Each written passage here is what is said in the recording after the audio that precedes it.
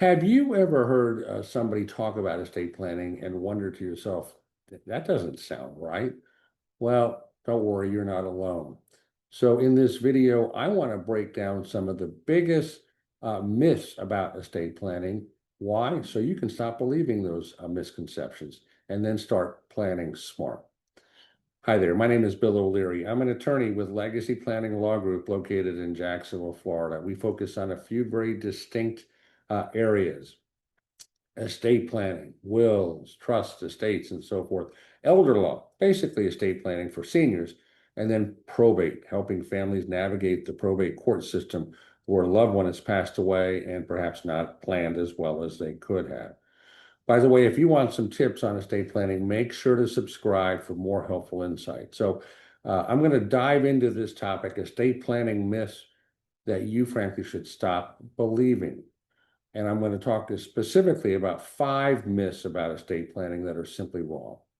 So the first myth, estate planning is only for the wealthy. That is demonstrably false. So estate planning is not just about how much money you have, it's about protecting what you do have, whether you own a home, maybe you have retirement accounts, or you just want to make sure that your family receives everything smoothly, quickly, and easily, avoiding the probate court system.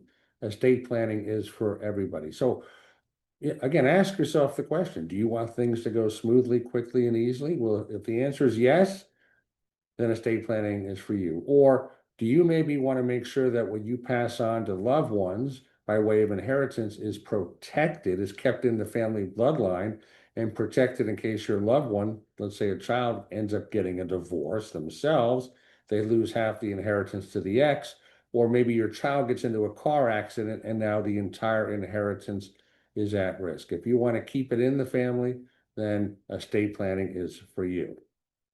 Myth number 2, a will is all that I need. Well, that's not always true. A will, a last will and testament. Look, it's better than nothing at all. It's better than the back of a napkin, because without a will, with just the back of a napkin, then who gets involved in your affairs? The state, the government, who will dictate what your plan is, and it may not be the plan that you want. So putting down your plan in writing in the form of a will is good, but it's usually just a start. It doesn't quite get you to where you should be. Why? Because a will doesn't avoid probate, which can be very expensive and time consuming and very, frankly, very public. Anybody in the public could see all of your sort of your affairs and the details of your estate laid out for everybody to see. So depending on your goals, a living trust may very well be the better solution to ensure, again, things will go smoothly, quickly, and easily, to avoid the probate court, and to make sure, as I was saying, if you want to protect your kids' inheritance, keep it in the family bloodline, a living trust is a great solution. In addition, not only having that living trust in place to say who gets your stuff, what they get, when and how at your death, but those important incapacity tools. If something were to happen to you, you have a health event, to make sure somebody can help you manage your financial affairs, a power of attorney, help you manage your medical affairs, a healthcare surrogate designation or healthcare proxy, living will, and so forth. So that's the second myth. The third myth, well, once I create my estate plan, I'm done.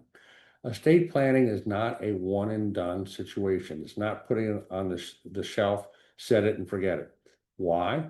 Life happens, changes occur, marriage, you've got divorce, kids, grandkids. Maybe you acquire new assets, okay, and they have to be properly incorporated into your desired plan and your wishes.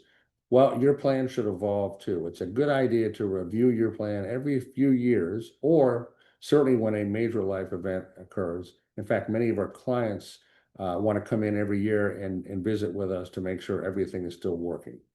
Myth number 4, my family will just know what to do. Well, look, your family may have good intentions, but without good legal documentation, your wishes may not be carried out.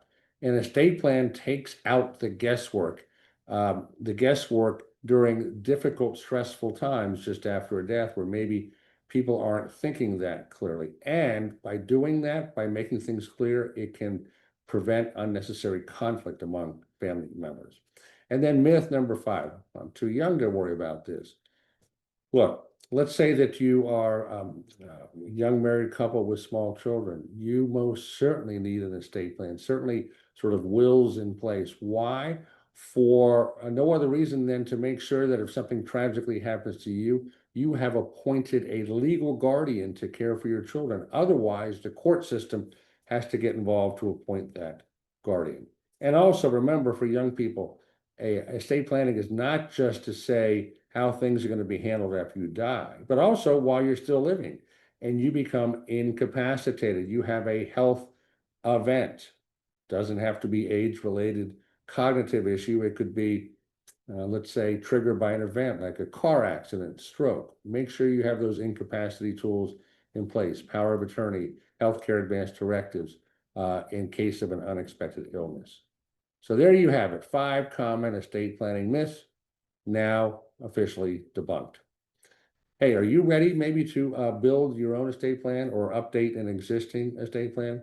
Contact us here at Legacy Planning Law Group to get started today. And making that initial contact is very easy. And so what we invite you to do is schedule a 15, 20-minute initial phone call. It's known as our discovery call.